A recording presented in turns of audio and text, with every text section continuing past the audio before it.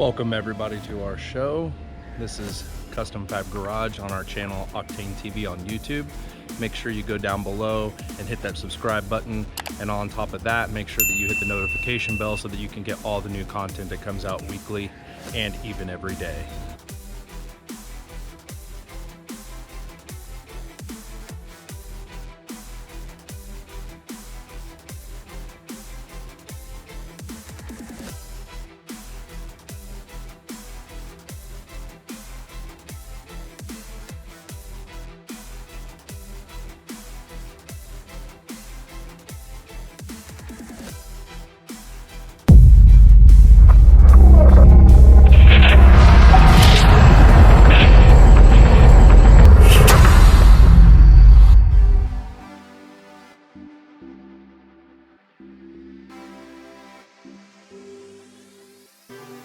Today we're going to be doing this review on the Sony Xav-Ax6000. This will be my first one that I've ever got to install or do a review on.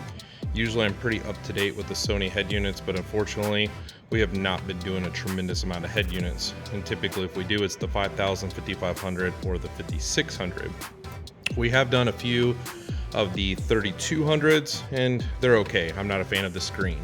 But they finally have came out with the new Xav-Ax4000 and 6000. So it's going to be nice to be able to do a review on this and show you how nice this head unit is. This head unit does have the 3 sets of 5-volt pre-outs, which is a big difference between the 4000 at 2 volts. This unit does have Apple CarPlay and Android Auto. It does also have wireless, so that's something we're going to get into. That's something new that Sony has done, is wireless Android Auto and Apple CarPlay. It does have 3 sets of 5-volt pre-outs, which is different than the actual 4000. It has 2.5, and then it has time alignment, HDMI, it is Sirius XM ready, and Maestro compatible, which is really awesome. So the big things I want to get into this head unit with is a lot of the differences between this head unit and the 4000 and what I think of the 6000, because there's a big price difference between the 4000 and 6000. So if I can tell you to buy the 4000 over the 6000 and save some money, that's what I'm going to do. Now, I will say, I have seen the 4000 installed. I did not do it myself and I did not get a chance to do a review on it. I am going to show you what that screen is, the biggest difference of the 6000.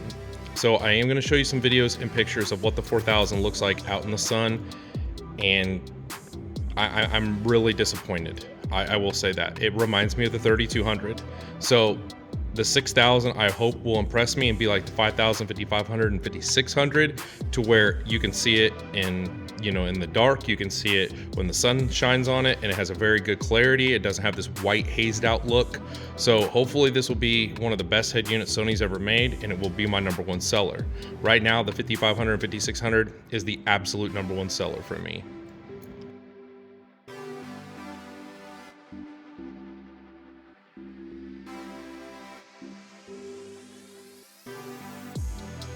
Now here is the back of the head unit. We have our antenna port, we have our mic input with our remote input as well. Now this does have a GPS antenna, and then this is the iDataLink IF and the iDataLink input. It also has, I believe that is for the iDataLink as well, or if it's not, it's for the RCAs, and I'll bet money it's for the RCAs. So this is probably the plug for the RCAs, and this is the iDataLink IF for the Maestro, and this is the GPS antenna. And then over here you have your power, and then you have your mini HDMI, and then you have USB Type-C, and then you have your Sirius XM over here. So this does have a lot of ports on it, and I'm hoping that we can show you what all these will do and show you how good the quality is.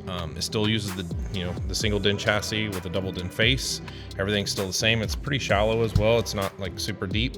So this should be a pretty awesome radio, in my opinion, for the money you spend on it and the features it has. It should be an amazing radio. So I'm excited to show you guys what this will do.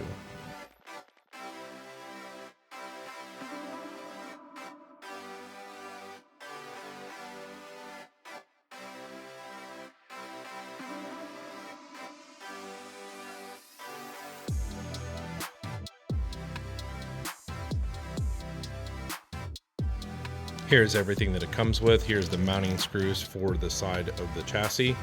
This is the GPS antenna. This is something totally new for 2023. I'm not quite sure why they're doing antennas now. we stopped doing those a long time ago, but I'm guessing it has to do with the wireless. So I'm guessing what you'll have to do is you'll have to connect this when you use the wireless Android Auto app or CarPlay. I've heard rumors it doesn't do well without this antenna, so we're gonna have to probably hook up this antenna. And then here is your Bluetooth mic, like in every other standard radio. Your power plug right here, and then your RCAs, which use this adapter to plug into the back of the radio, which I do like this. This is really nice. And then you have your steering wheel interface, which only works with certain vehicles and things like that.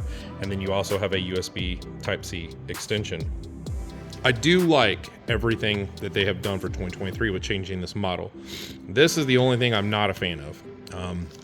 This is going back to the 90s now, where we got to start putting GPS antennas in vehicles. So I mean, the whole reason to get rid of the navigation inside of a radio, you don't need an antenna. But now particularly this one, you're going to probably have to wire it up. So it kind of stinks because I've never had to hook up one of these radios on any Sony head unit I've ever had to do. So this is going to be something new. So we'll find out how that all goes. But other than that, this is all the components besides the radio itself that you will get in the box as well. Thing else new that they've added is this new speed-in wire. We also had to hook those up way back in the early 2000s, late 90s. So I'm not sure how this is going to go. This is going to be a breaker for me. I'm hoping that you can just run wired and you don't have to run wireless, because I think this is going to become a problem on certain vehicles and people are going to get mad and it's going to glitch and have issues. I already have one customer who bought the 4000 and he has had non-stop issues with the GPS on there. So I'm hoping that that's not the issue, but we'll see what happens with the 6000. All right, so here's the screen turned on. I'm already not happy with this. I mean, look at the light when it hits this. Why are they using these screens? They're terrible.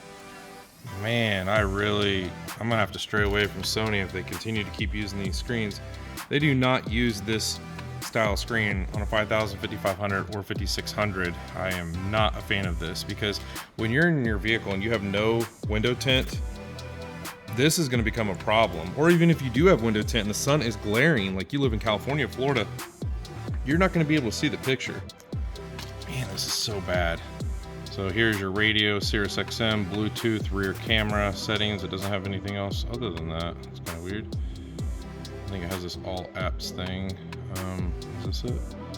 Okay, so then that shows you what you have on USB devices.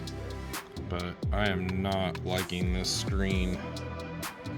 I'm gonna put it in the vehicle, put it out in the sun, see how it looks. That'll give me a better, I don't like this bottom buttons either. On the older units, it runs all the way across and it's more flat and more squared, and these stick out super far. And it's like, I just don't understand some of the design purposes of this. So we'll do a little more testing with it and see what it does. If I change the direction and I go up this way, instead of going down here where the light shines on it, you can see the difference. It does look a lot better this way. So it depends on the direction it's going to be in your dash. But if it's in your dash like a Ford Focus like this and it's just sun's just glaring on it, this is what you're going to see when you're driving down the road. I mean, it's just going to be terrible. I don't know why they did this. It's a capacitive touch screen that looks like butthole. So the way that it's set up, it works really, really well with the Android Auto. Everything works great with that. And it is wireless, which is pretty awesome. I'm sorry that my screen keeps blowing out. I wish this thing would stop. But it looks, see if we can lock it right there. There we go.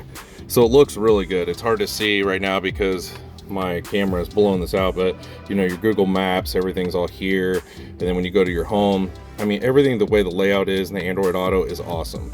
The only thing I'm not a big fan of is this screen has like a haze to it, like the other ones, like, you know, the older 8000 and 3200.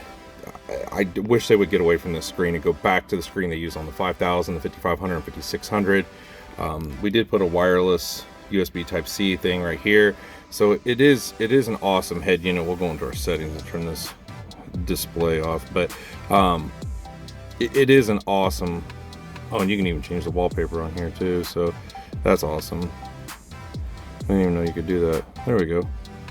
I didn't know if that was even an option on this particular one. I don't know how you turn off the demo. I'll have to figure that out, but it does look amazing. It is a great head unit.